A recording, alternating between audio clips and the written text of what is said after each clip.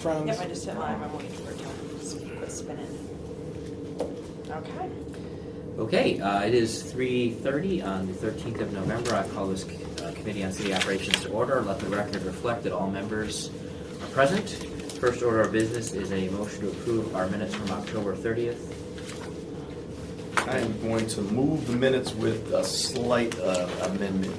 With the last line, it says the committee will review the final draft at the committee meeting on October 13th as opposed to November 13th. Good catch. And if it comes out of committee, then counts for the first time on, again, November 13th. So with those changes, I'll move the minutes. Thank you. Any discussion? Seeing none, all those in favor, please say aye to the amended minutes. Aye. All opposed, motion carries. Next item on the agenda is public comment on agenda items. Members of the public is everyone wishing to speak signed in? Yeah. Get the list here.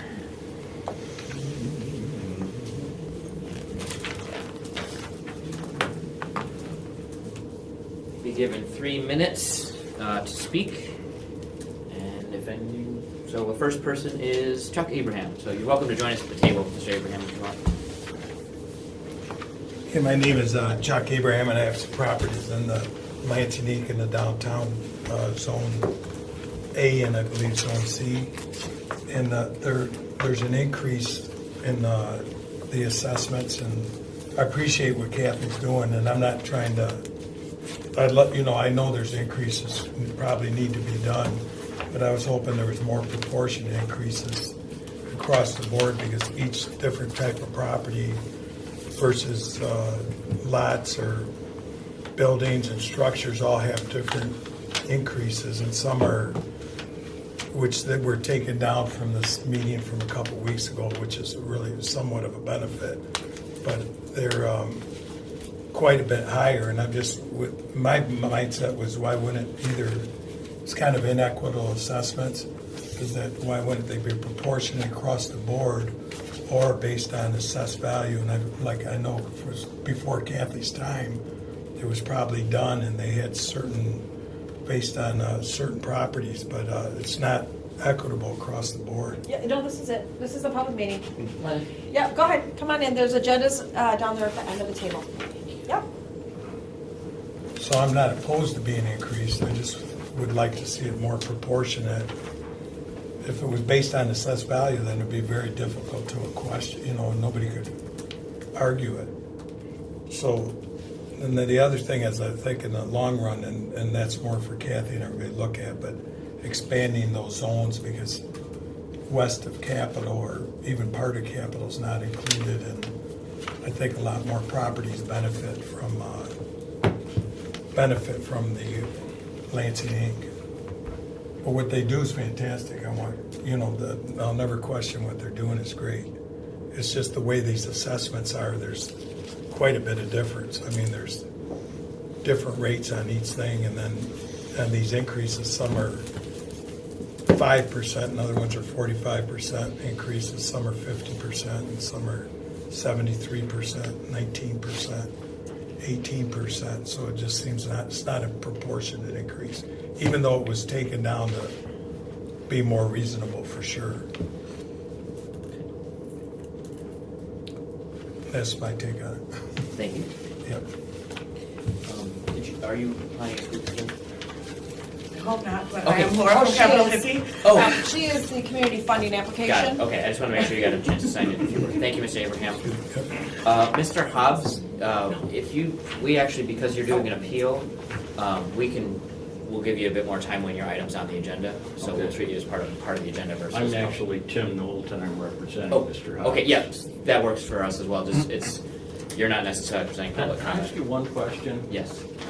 We were handed several pages of items that were given to us in connection with this particular appeal. I actually had prepared like a 5-page letter with exhibits, which isn't here. Okay. And I'm wondering whether you've been given it, because if you haven't, Who did you send it to? I hand delivered it. It was delivered on October 20th. Somebody took it. and- At this office? Yeah. Okay. If you want to give me copies, I'll have my assistant make copies while we wait for your item on the agenda.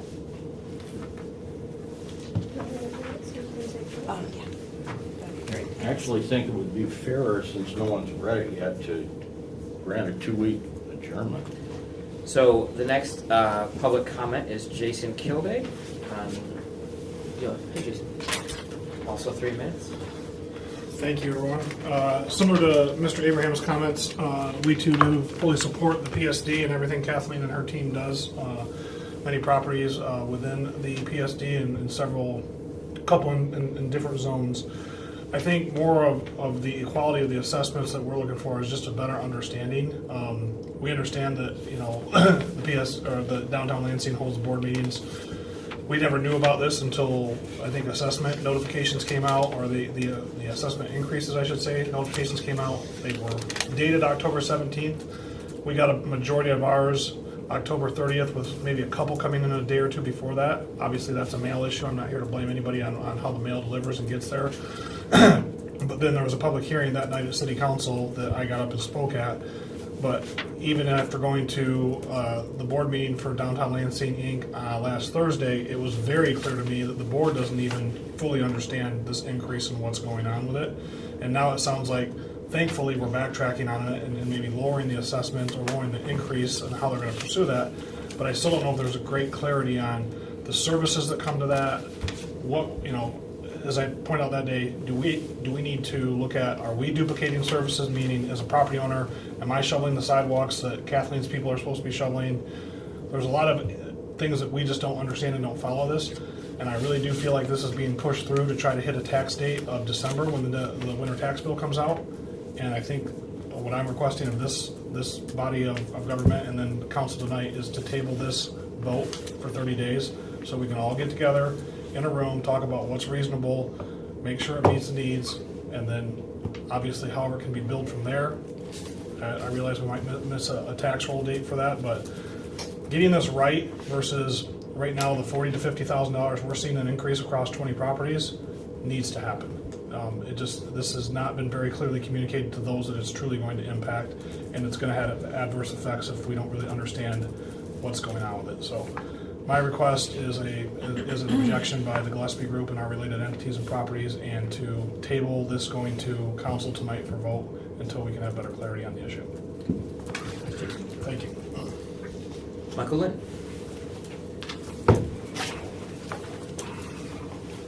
Mine's a little less serious. It's about the city council rules and the conversation surrounding the transparency in the meetings. I read through what the resolution states and put out a couple text messages today about it, but the whole conversation surrounding the 4 hour prior to a meeting, and then also being able to, in essence, take away time depending on how many people sign up for it. So first of all, this is one of the first acts that this council has done to really show that they are connected to the community. This is the first thing the People's Council came forward to ask for. And inaccessibility, not to be, if we're using the word accessible, I mean, these stringencies that are on it make it less accessible for any individual who may suddenly want to speak on something, as I did today when I seen this was on the agenda, given there's a 4 hour time frame. And then, I think the cautionary aspect for you all is that you don't want somebody like a developer, 500 people calling in and bogging you down.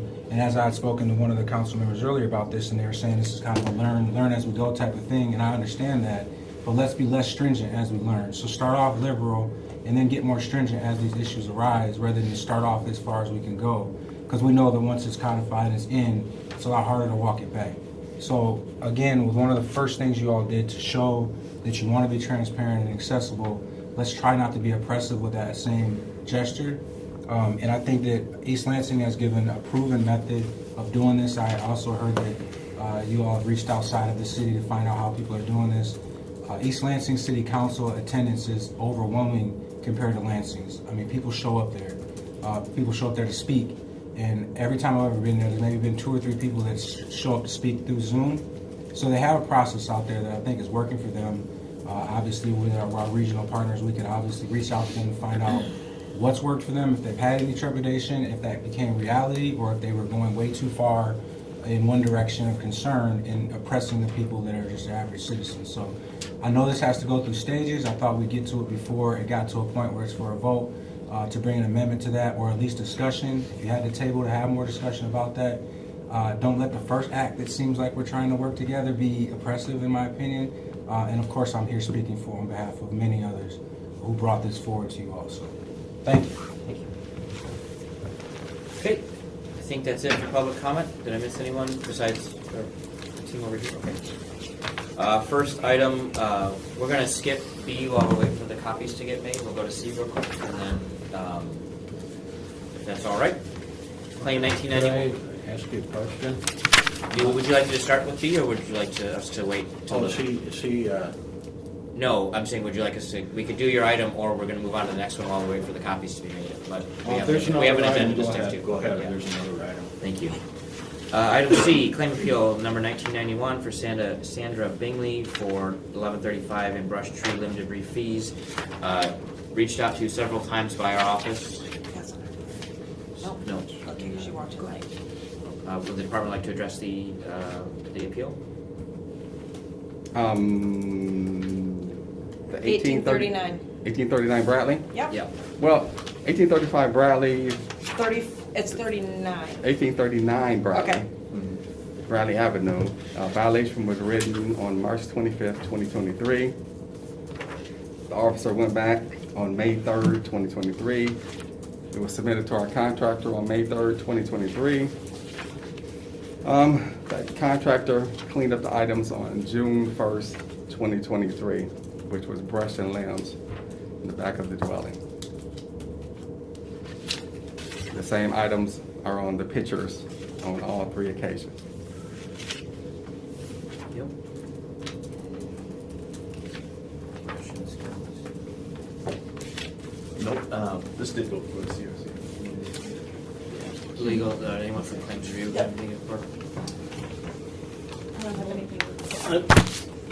We didn't have anything to add. We denied the claim based on the pictures and the available evidence. That's pretty straightforward. Walter, did this particular claimant, did they reach out at all between April 25th and the date of the abatement?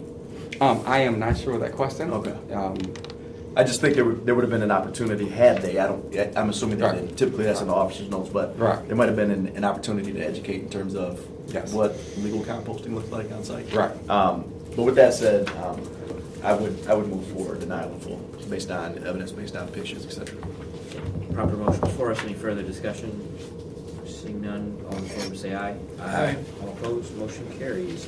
All right, we'll move back to item B. This is claim appeal number 1986 for Mr. Hobbs for $3,622 in code enforcement fees at 1217 Marquette Street. If you'd like to join us at the table, please feel free. First, we'll hear from our department staff on the claim.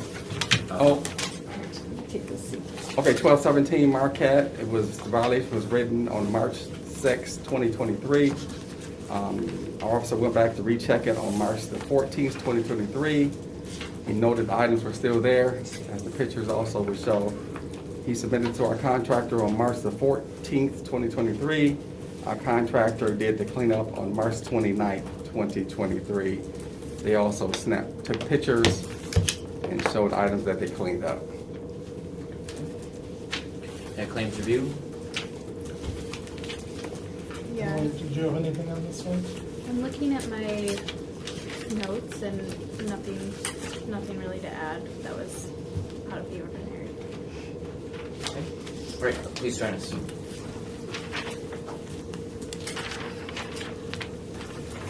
Okay, my name's Tim Knowlton.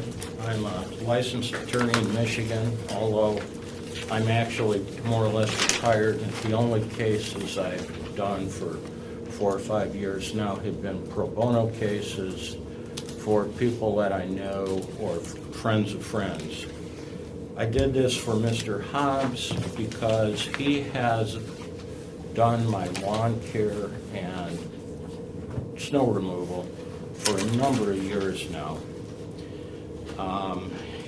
That said, I feel a little reluctant to proceed today if you guys haven't had sufficient time to read the basis of the appeal, which I had assumed would be given to you. And in fact, I understand that ultimately the whole city council votes on this issue. And even though you now have the basis for the appeal letter. None of the other city council members do. So I would actually ask that it be adjourned. I think that's a reasonable request. With their, now, we'll make sure this gets to everybody on council, but the next hearing will be on the 27th in this room at 3:30. Is that? Will that work for you? I mean, that's when the next one will be. It's gonna be cutting it close because I've been having problems with my hips. I had a hip replacement on this hip while they were doing all that stuff to me in my yard. I knew that. We don't really blame the need for a replacement on the whole yard situation. Right. No, yeah. I'm comfortable, I think we're comfortable moving it to the 27th. Is that? Oh, 27. Yeah, he's Yeah. got scheduled surgery on the other side for the 29th. okay. Yeah, All right. yeah. It looks like this might have been delivered to the clerk's office on the 9th floor. Is that No, what this meant? no, That's what it says on the document. okay, well, I delivered it and it was stamped in even. Now, I don't have the stamped copy because I gave it I have to it. Mr. Hobbs. Well, regardless, we do have it now, so we'll make sure everyone gets it, and we will move this to the 27th. I appreciate it. Yes, sir. Thanks for coming down here. Thank Sure, you. thank you. We'll see you in a couple weeks, Right, and have a good holiday. thank you.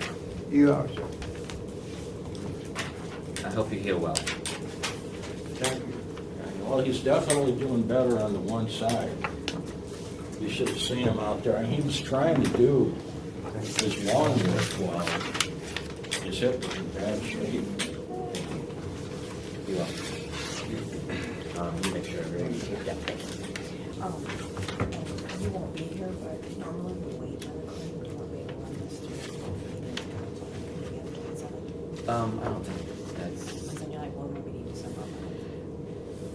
Here on the 27th, for either one of these. I mean, just do the normal process. Okay. We do it, yeah. So we'll Okay. do the 27th, and then if You it can does wrap get it to this next year. year, Okay. as long as it's this year. Yeah. All right, we have a community funding application for Capital Hippie Scare on the Square. So, You can come to the table. sorry, you're not going to get out of it. Looks like you're requesting $500 to defray the cost of Scare on the Square, Yes, which was on the 21st. yes. Tell us a little bit about it. Yes, it was an event that I plan to bring together local artists, local entertainment, local music, and it's a free event for the community. How'd it go? It went well, other than the rain, Yeah. but it went well, and I was very happy with everyone who came out and everyone who stayed.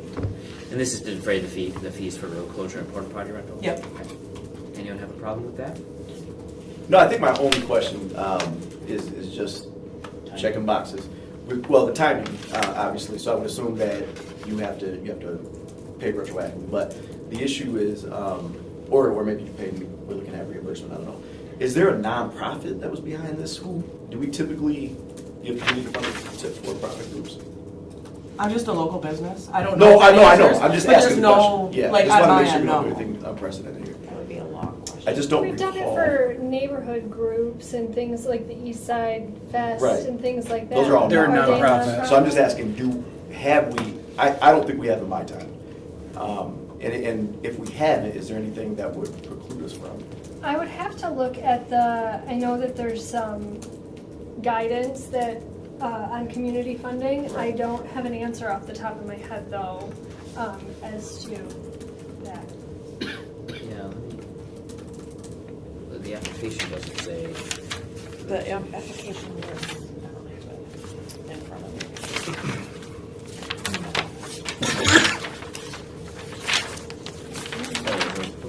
Reporting statement. Just ask for tax ID, it doesn't say. Does it ask for a list of organizations, officers? I sent some. So, I'm looking at the community Yeah, that's funding what they- application, and it does say that in order to be eligible, an applicant must be a nonprofit or a neighborhood Lansing-based organization. Neighborhood Lansing or neighborhood or Lansing? It says, be a neighborhood Lansing-based organization.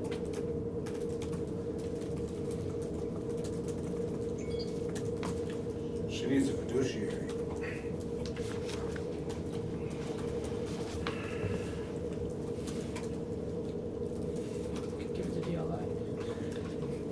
And then in the policy and procedures, it's established to aid local nonprofit or neighborhood organizations. Right. So that seems to answer it. And that's the thing, is I love what you all do, and I love this. I just don't want to do something that, one, would be unprecedented, and two, would be impermissible. And Why don't we I table it? think it's pretty clear, yeah. Yeah, why don't we table it, get a more clear answer, and then we know, I don't know if there's a reason for you to come back if we do this on the 27th, just to save you that. But maybe if that's not feasible, if we can't do it this way, maybe there's a nonprofit in the downtown area that you could help apply through for a cost of framing on that. Right. Okay, Cool. thank you. Yep. Appreciate the event, obviously, but we want to make sure we're following all of it. No problem. Thank you. Thank you. Thanks so much. Thank you. Today's the day of tabling. Thank you. Have a good Thank day. All right, the next item is item E, the special assessment for the Principal Shopping District 2023 roll. First, I want to address a memo that we all received early this afternoon from the Chamber of Commerce. You've all seen it. I have a copy if you need it. They're all stapled. Well, actually, this is, yep, they're two-sided. One was a cover email and one was a memo. Got it. So this one is fine. Thank you. I did respond back to Mr. Jeffiga that this is not a new assessment, nor is it anything that is unprecedented for us to entertain an increase in the role. It's not been done since 2017, but it is something that we have done in the past. And then as far as the claim about state funding going toward this, I did ask DLI to talk with me a little bit about that. They did receive about a $5 million grant from the state. It has used $1.375 million in direct small business support, $2.5 for building repair and maintenance program, some form of interior and exterior improvement grant for downtown businesses and properties within the DLI, and community space improvements. They are looking to hire one person to bring in fiduciary oversight over the $5 million grant that the state has appropriated, but it is a one-time situation. So none of these dollars are going to support the operations of the organization. They are used directly to fund business support. So that being said, the changes that I worked with the assessor to put forward, we did not increase the parking lot fee from surface level to ground floor retail. I think we all agree that there was some compelling public testimony that was given to undo that. We did, though, however, increase that by 5%, which is consistent with the rest of the assessments. I think when we heard a discussion about inequitable assessments, it's actually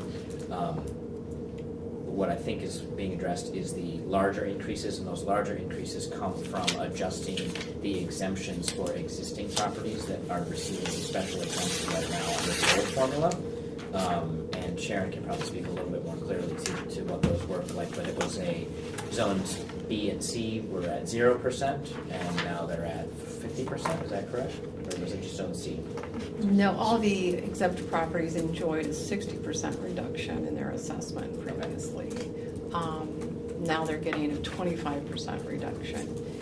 And we really haven't heard from them. The other thing that changed was, of course, the cap went from the $10,000 cap, which has been in place since 1996. And that was, state law allows us to increase that by CPI, which City of Lansing has not done ever. So, and there's only one taxpayer that actually reaches that cap of $17,000 this year, and really only a handful that go over $10,000, the previous artificial cap.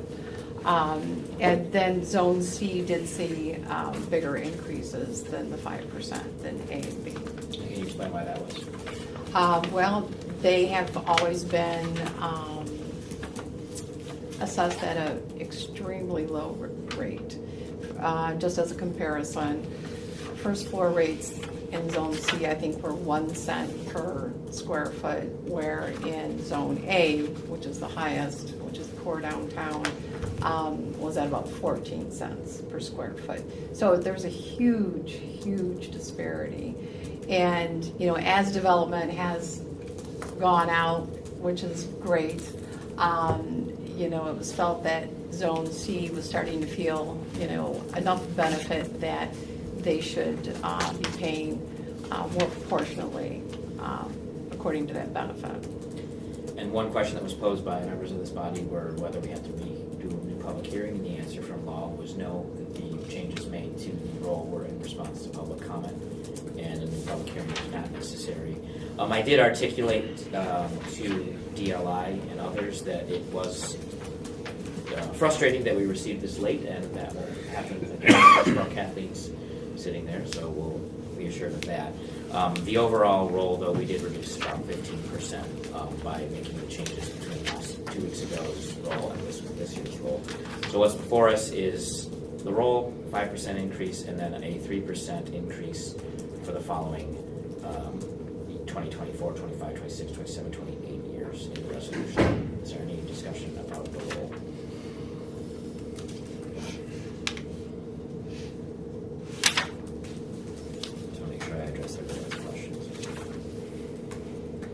Yeah, you addressed the questions I had written down. Just real quick, one of the things I think as a committee we like to see when we take this up is that there's been some kind of, maybe a high-level overview, but that there's been the requisite engagement and that these things aren't a surprise to those folks that are being assessed.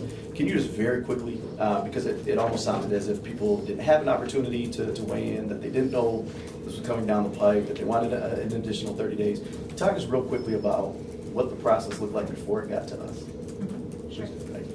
So we actually, back in 2020 and 2021 as a board, had the opportunity to discuss as a board whether we wanted to do an in-depth analysis and evaluation of where the PSD assessments were at that time due to the COVID pandemic and related instances. We voted not to address that, and then brought it back to the board in 2023 to do a thorough analysis and evaluation of the PSD assessment. We broke into a subcommittee of members to review all of the zones where the assessments were currently at, and then brought the recommendations to our board of directors for action. They took action on that.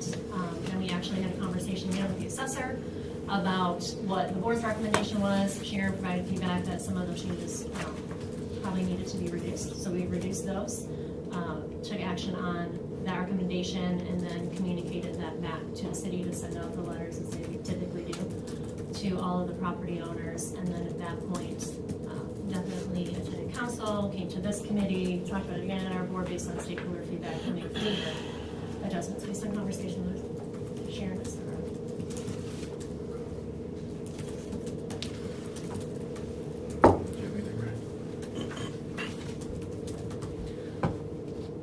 So I guess someone had mentioned something about not getting snow shoveling service.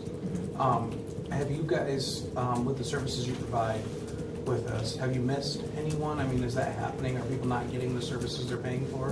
When it comes to snow removal service and salting as well, based on the maps of the zones that we've had, I don't know, predates me, but anyways, we are responsible for snow removal in the public right of way on the sidewalks. And anyone who does not see that typically gives us a call, and then we call our maintenance contractor to address that. We also have asked our maintenance contractor to take special care to do curb cuts mid-blocks as well, so people, if they're parking on on-street parking, can access the sidewalk without having to cross over huge amounts of snow.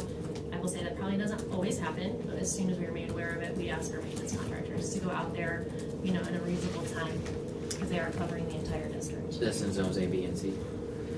No, Zone C, the assessment funds that we receive go directly back, That's directly back to OTCA, so they determine how those funds are used. But, what did I say? I'm sorry, Zone B. Zone B is Old Town. Yeah. Okay. Zone But A Zone A gets and the C. most critical snow and salting removal, but Zone C does have portions as well. And then parts of that is shared in Zone C with O&M. One thing what I've heard is that there might be ways to engage folks that don't typically engage in board meetings a little bit more regularly, a little more reach out. Also, communication's a two-way street too, so folks that don't attend those board meetings or pay attention, they might want to consider doing so in the future. But I feel we've addressed the committee's concerns. Is there anyone who'd like to make a motion? So moved. Right. Any further discussion? Seeing none, all in favor, please say aye. Aye. All opposed? Motion carries. This will be up tonight, this evening on City Council agenda. Next item is the City Council rules. thank you all for thoughtfully considering these. I would like to address public comment about this as well. I hear you. You're the only, I'll talk right to you since you're here. You're the only who's provided input on this in the couple meetings that we've had this. We had some of the similar discussions that you raised today, and like you said, it's hard to walk things back once you've done. So we're going to walk before we run on these, and I fully expect us to maybe be revisiting these after a trial period. But we are a little different than other municipalities from the way we broadcast and things like that. We have a lot of staff involved in this, so we're trying to make sure we do it right and then make it a little bit broader. So the 4-hour limit is out of respect for the fact that we have to be able to get information to those looking to participate, and given the propensity for the ability for Zoom bombing and things like that, we wanted to ensure that the integrity of the meeting was preserved as well. So we're looking at that 4-hour limit for signing up for virtual for the meetings, because right now this 4 hours is within 4 hours of the city council and committee of the whole meeting, and our staff are all working with us on committees. So that's what we're trying to make that happen. However, for committees like this, they will be open. So it's just city council and just committee of the whole where there's that limit. These meetings will be open with agendas published with links to participate. So every committee of the council but committee of the whole will have basically a town hall feeling to it. COW and council will require that early assign-in, so that much like we have a sign-in sheet in the building, the clerk and our office manager can manage who is speaking and who to expect to speak. The limitation on the number of minutes given to a speaker, that's not new. It's duplicate language from our public comment section that's existed for years, and that remains unchanged whether these rules go or not. We've always had the ability to lower public comment based on the number of signups to avoid a 17-hour meeting, just in case we have extreme interest in what we're talking about. But I have not recalled a time, even during the pandemic, when we exercised that right. But it exists to ensure the business that needs to be taken care of is taken care of. So I don't want you to feel like your concerns weren't listened to or thought about, but we did look at a number of ways to make this workable. I've worked with City Television. Folks here have worked with City TV. We've talked to Sherry.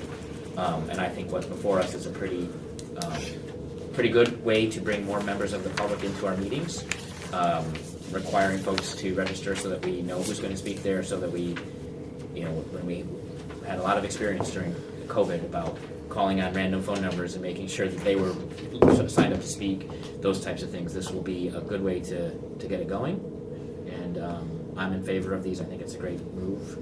City TV tells me they'll be ready to do it by January. I'll see it I'll believe it when I see it, but we need to get the rules in place to allow it to happen. So someone would like to first make a motion, then we can open up the discussion. So It's been moved by Councilmember Hussein. Any discussion on this? So, I think I heard you. The 4-hour time period is only for COW and, Yes. okay, because it doesn't reflect that in the wording.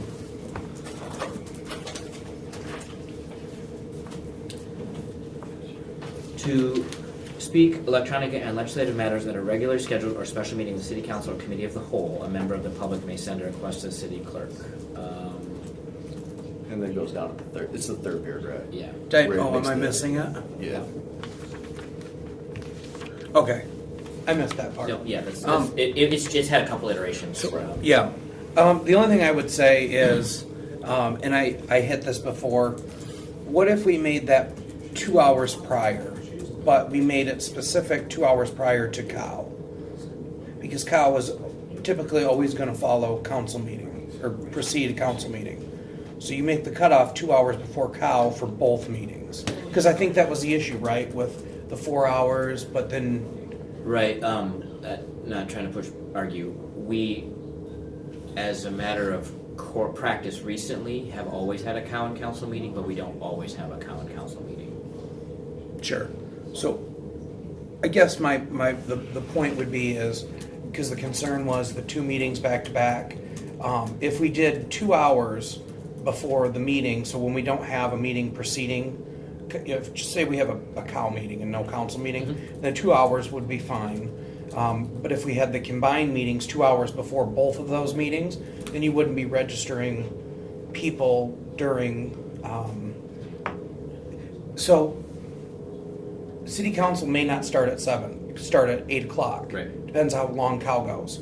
So technically, the registration time could be expanded with the wording how it is, because if the council meetings start, unless we're going right on the start time, even though we don't start at that time. I think law would tell me that the start time is the published time according to the Open Meetings Act. That's correct. Okay.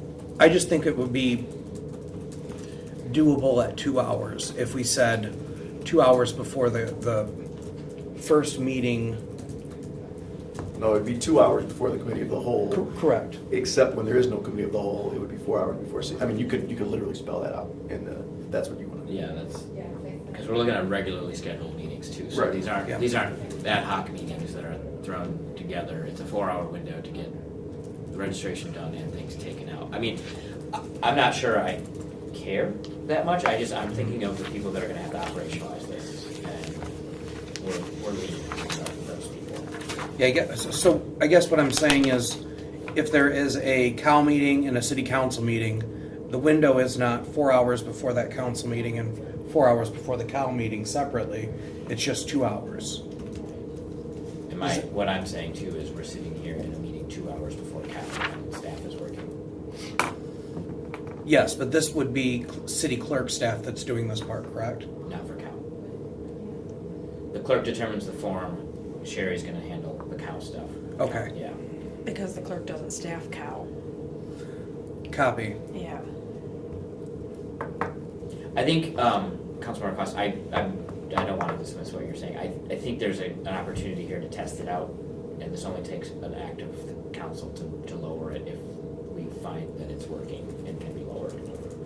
I don't want to, like I said, I'm not trying to dismiss what you're saying here, but I think we looked at 4 versus, I think some proposals a day ahead, and that just felt like way too long, whereas 4 at least put us within the afternoon of the same meeting.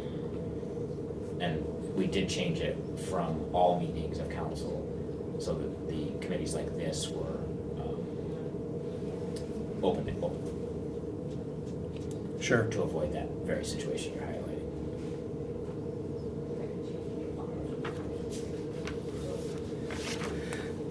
I am good then. Are you sure? The only And I would simply say this, that we still here, right? And so let's commit ourselves to absolutely taking a look at this. And I don't want to say in February because, we'll see when this actually rolled out. But yeah, so we'll make sure that we work with staff, city clerk's office to see if we can't lower that. But for now, the 4 hours I think makes sense. And then the other piece, there were conversations too about, which I don't think anybody here was comfortable with, limiting virtual public input to like 45 minutes total or an hour total. And we thought absolutely not, that's not okay. One, I think it's a violation of the OMA, frankly. The second is totally, I think, does away with the spirit of it. So in my time, I've been on council for 8 years now, we only actually had to limit commentary during 2 situations. One, we had Sanctuary City, where we had so many people at council that we actually had people downstairs, and then we kind of swapped, this audience out with the audience that was downstairs. That was simply so that we could still get on with the business of the city. And the other one centered on marijuana, when we had the same type of situation. But I don't see that employed often, and I don't anticipate it will be employed often. Yeah, that is it. Can I just Sure. respond? So, I appreciate everything. But not you for all 3 said. minutes. No. I appreciate everything that you all said, and I think that would be okay to take back and say, okay, this is what they decided to do. With the caveat that you all said you will look at it. Because the problem is, for me, is that like you said, we haven't had a whole lot of public comment on this, but that's usually me, right? I'm usually the one coming here in response to everybody else's gripes. So I would just say that if I'm coming to you saying, hey, these are issues, Tam Rose can't get in because she can't, the 4 o'clock time frame is messing with her, like, just receive those complaints and then try to readjust to be, equitable. And I think this issue has been something that we've evolved a lot on. It's moved from absolutely nothing to YouTubing it to virtual participation. So it's just been, we're learning, and I think we're trying to adapt. And we're a little. I don't want to keep harping on this. We're more complicated than our neighbors to the east in terms of how we do things, and by nature of a lot. So I think as long as everyone here at the table is good with what we've talked about, I'm comfortable moving on. As long as we edit the third paragraph, there's an extra period at the end of the sentence, so I'm sure we can take that as a stylistic amendment. Sure. There you go. No, yes. Perhaps we could put in here, because this is a council rule, that we will revisit to adjust in 6 months.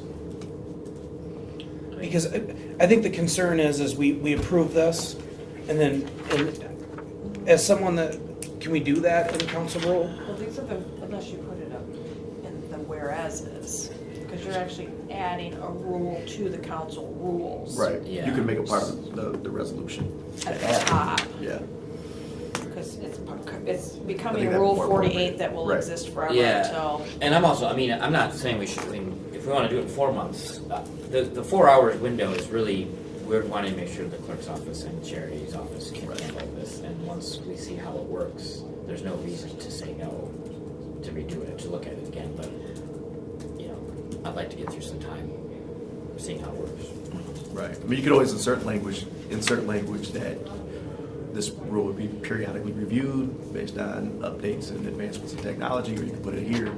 But I think also, since we're all going to be here next year, We got nearly a quorum of the council agreed to relook at it. I don't think we should. and I know Mike's not going to let us forget. And it's being recorded.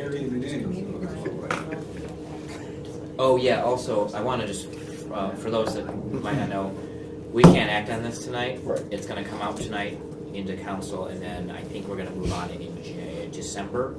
I'm not here on the 27th for family vacation, so it'll be December 11th. Is that right? When this will be acted on. So there'll be plenty of time for folks to learn what's going on and maybe craft some. So. Yeah, it can't be acted on at council the same night it comes out of committee. It has to sit till the next meeting, so that's why it's waiting. Yeah, and that's why we've pushed it this right now, because we want to make sure it's in effect for January. Yeah. All those in favor? Real quickly, Oh, Lisa. Sorry, as long as we're making the stylistic changes, in the second paragraph, there's a weird spacing with the comma. Oh, after reading. Yeah, sorry. Looks like it might be. Or at least it's showing me that No, way. I'm on seeing the- it, yeah, I see it. Looks like it might be full justification that's going on here, but. Any more discussion? Are you satisfied with that, Brian, or would you like to still add a clause under the whereas? I'm not satisfied with it, but we'll move with Oh. this. We're all gonna be here. We have a Yeah. gentleman's agreement, or gentle person's agreement, so I am fine with that. Okay, I appreciate that. And it's at council on the 11th, you can talk about it then. Right. Yeah, yeah, just remind us. I like to talk. I've not. Everyone, yeah. Start. All right, seeing no further discussion, all those in favor, please signify by saying aye. Aye. All opposed? Motion carries. We're gonna just skip this one, Mr. Coe. Oh, no, there you are. I didn't see you. I didn't see you. Just a wait a minute, I texted him and told him to come up here. I didn't see you there, Andy. I've been here for a while. I apologize. Please join us at the table. No, I Did you was. see him I come did in? not Oh, see him no. come in.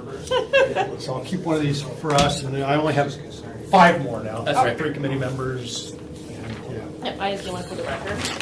And I can email you one, because there's a misspelling on there too, so I'll email that up. Not sure exactly what you're looking for here, so this Me is... neither. So what I had asked when we spoke was basically just kind of an update of construction project status, and this has nothing to do with me wanting to get home easier. I just was we're hearing from a lot of folks who've done a lot of work around the city. It'd be nice to hear what's being done and where we are. Yes. So essentially, this goes through, starting with external agencies. I didn't put Consumers Energy because most of those, their gas projects are not affecting the roads, it's mostly sidewalks. But MDOT, there's an update on the 496 project, and Montgomery Drain, Ingham County Drain Commissioner's Office, and Board of Water and Light for some water main, and then it runs through the city projects that are both in progress and completed. And one typo I found was CSO R34D, it's area.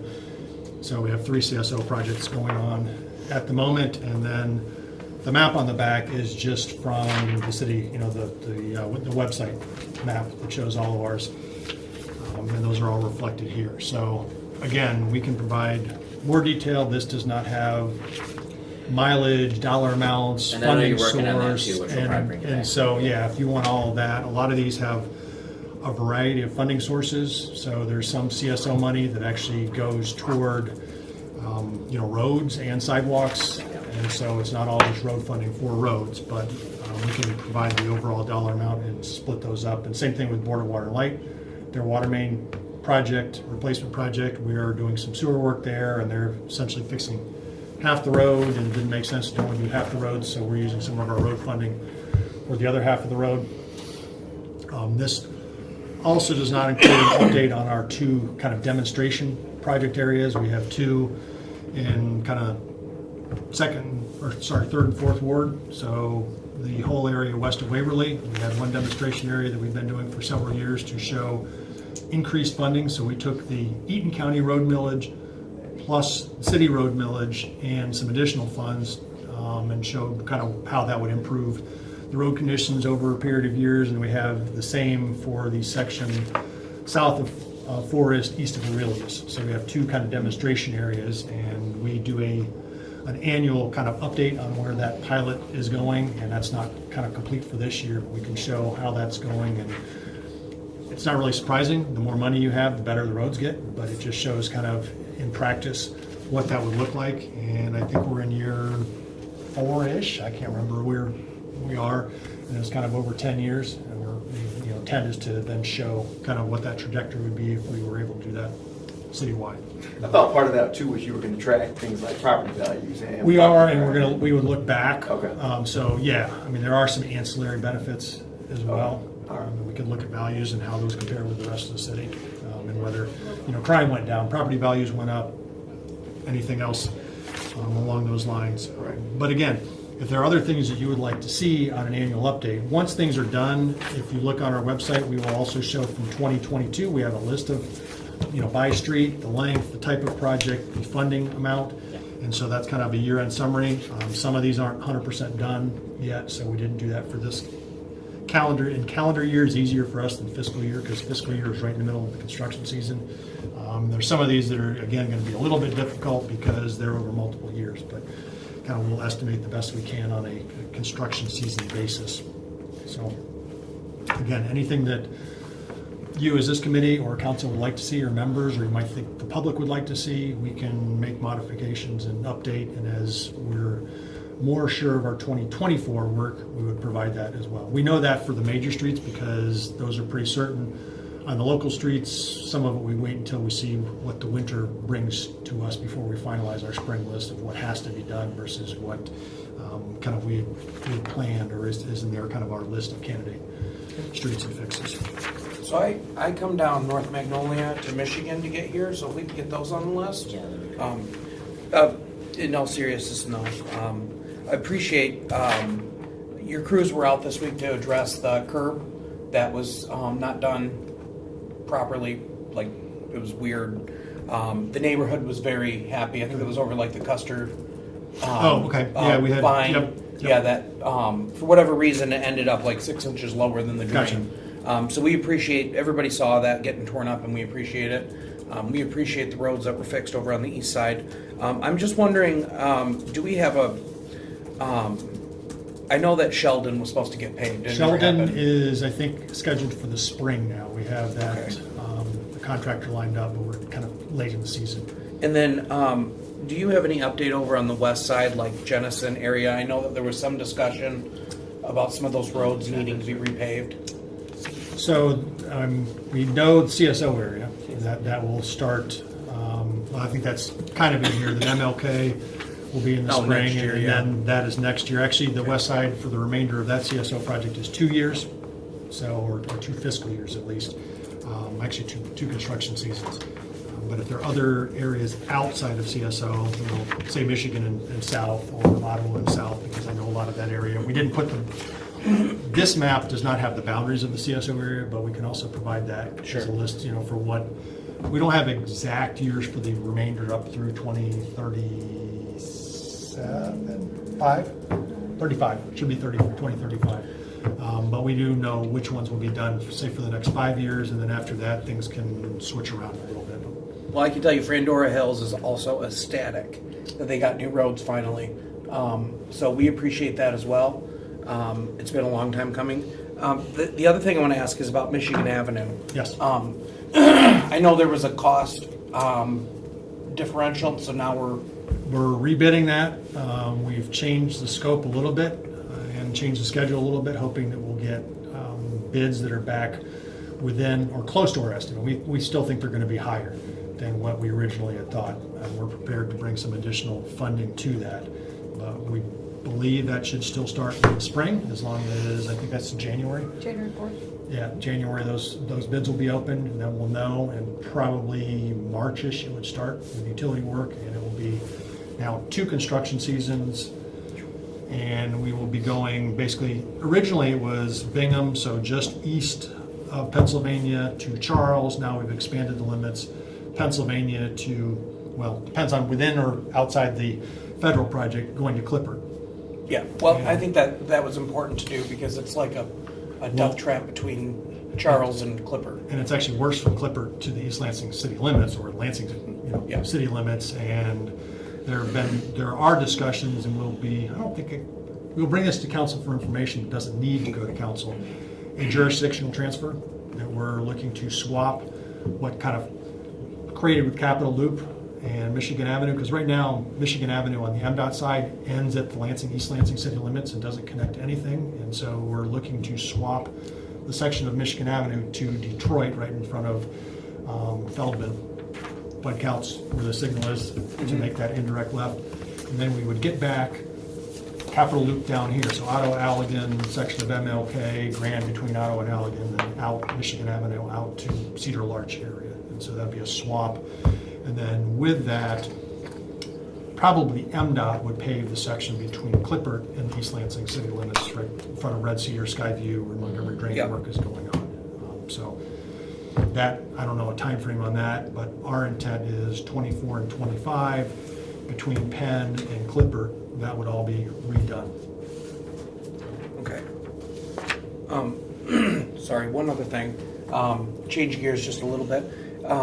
Have you guys looked at that traffic light at Clemens and South Clemens and Kalamazoo? We have looked at it. I think as far as the time from the backup, when we went out there, the days that we went out there was not a backup. Okay. What we're looking at is potentially making that so it's not coordinated along Kalamazoo and essentially operate free, in which case it should be able to service Clemens a little bit easier. But as far as splitting north-south or putting in a left turn phase, that would actually increase delay overall, because only one direction could go at a time. So we thought that by increasing the amount of time that Clemens gets, that should alleviate some of those issues. Well, I know what the issue is right now is that people get angry, and cut down Marcus or Prospect, and then they're doing 45. And we got kids biking up and down, especially like Marcus, because it's brand new pavement right now. So that is the main concern there. And I realize it's not backed up all the time, but I'll keep advocating that we do get backups there and people do wait a long time.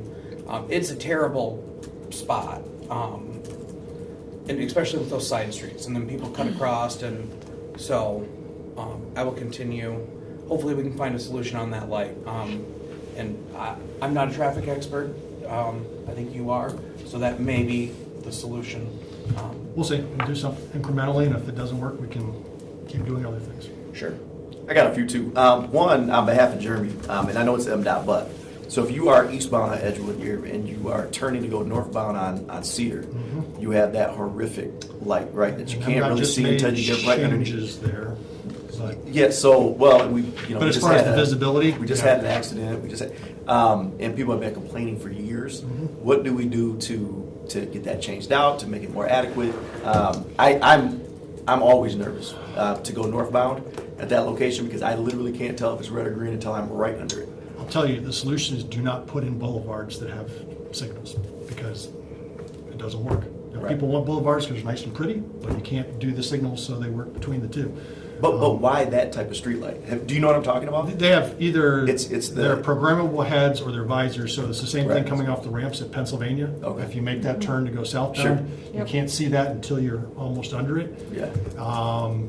And really, the only way you can do it is so that for the most part, the timing is if you have the green going, say, east-west, you can make it through that left turn. Otherwise, there's really no way you can have it so you know what's happening to make the turn until you're into it, because otherwise, what you don't want is, unless the north-south are green, both of those simultaneously, if you're turning through there, the people on the upstream signal then can see the downstream, and sometimes they don't pay attention to what's in front of them, and you see that's green, and they'll just go through it. So it's... Well, the problem is you have two types of drivers, right? When that happens, you have overly, reticent drivers, or you have overly confident drivers. Correct. I'm the reticent, right? And so it's a scary situation. That being said, don't laugh. That being said, I got a couple other questions. I'm wondering about jurisdiction on South Waverly and brushing of lanes, potential of that. We just got the MEDC award of $1 million for the 3700 South Waverly, so that is happening. Okay. So walkability, bikeability Yep. in that area is paramount. Where are we at with that? So, I mean, city jurisdiction down there, we have, which doesn't make a lot of sense, the roads from basically the river to Jolly. North and south of those is all Ingham County Road Department, even though south of Jolly, it's City of Lansing on both sides. Right. Which doesn't make sense to me, that we don't have control over the roads, but that's the situation. So if we want to do something with that, I think we could approach the road department and say, hey, please transfer this to us, because...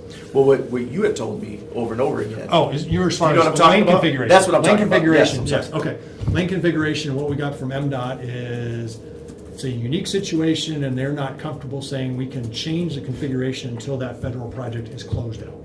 Right. So next year, I think regardless, if we want to make a change, we can make a change. The concern is, with the federal side, would they have gotten their investment, the life of whatever that investment is, before we make the change? Well, the pavement's not changing, so it's really the amount of time that the pavement markings would have been there, which is a year. They've been there a year. So I think we can make the argument that, you got your life, and if we have to pay back the pavement marking, it's a couple $1,000s. So yes, we can move forward, I would say in the spring, with deciding what we want to do and implementing that in the summer. Okay. And then I think you're going to give me the same answer you gave Ryan. So the folks in Churchill, obviously they are ecstatic that Connors is going to be repaved. And I don't know if those are O&M jobs, if they're outside jobs, but Connors and Lucy, and because of, I would assume that they're inside jobs. Yes, they are. Okay. Is that why? So they're being pushed? A lot of those, we pulled a lot of folks off for. So are we looking at spring? Yep, spring, summer. All right, fantastic. And then lastly, any additional updates on the scoping work that's being done on Pleasant Grove right now? Pleasant Grove, we have that for 2 years, so is it 2025 between? Correct, fiscal year Fiscal 2025. So Right. as we can pull together a document to be able to be bid out, it would be Mount Hope to Holmes first, and Home in that first year, and then Right. Holmes to Jolly the second year after that. Yes. Okay. Each probably about $1.5 million. I don't remember what I had for breakfast. You all are keeping all the information in your head, so I'm impressed. Well, the sooner the better on Pleasant Grove, because I've seen how he drives. This was very helpful, thank you. Pleasant Grove is bad. I mean, Yes. we're not saying it's not at all. But again, if there's, whenever you want, an update or different format. And I know you were working on a else, little bit more of this too, so we may chat about it a little more formal once the project's closed out this year for next That's year. fine. At that point in time, we will know, we know now, but as far as mileage and costs and everything else, we can put a summary so you can see what's spent. And I think we have it if we need to by ward, so if, ward members want to know, but we really obviously look at the city as one system, and we try and spread things around, but not necessarily as much as you guys would like to equalize or make sure your ward maybe has more than others. We just look at it as one system, and we know certain areas have CSO, and we need to balance that out, and Board of Water and Light is looking at how old their water main is, and so that's based on age and condition, and, we try and make sure things are efficient too, as far as not having contractors spread all over the place. Well, while I have you here, when's my exit open? We're good, you're not finished. I have, as far as MDOT, and I'm sure you guys are aware of, well, with LCC's power outage, that was because the secondary feed to downtown got crushed and they had to rebuild it, and it was supposed to be 6 months that the bridge was out with that secondary feed, and it's been a year plus now, and we still don't have any final information from MDOT of when all this is opening. Other than the fact that I know they're getting a lot of money back from the contractor because of the delays. Well, that's good. When they Doesn't said they come were to us, fixing the but- roads, I didn't think they meant all of them at the same Well, time. yes. Well, you live around the corner from the governor, go ask what's going on. Knock on the door and fix it. Okay, this has been a productive meeting. That's the longest one I've ever chaired as the operations committee. But at 4:30, we are adjourned. Thank you. Thank you. Sherry, I'll email you if you want to just have this electronic. Scan it.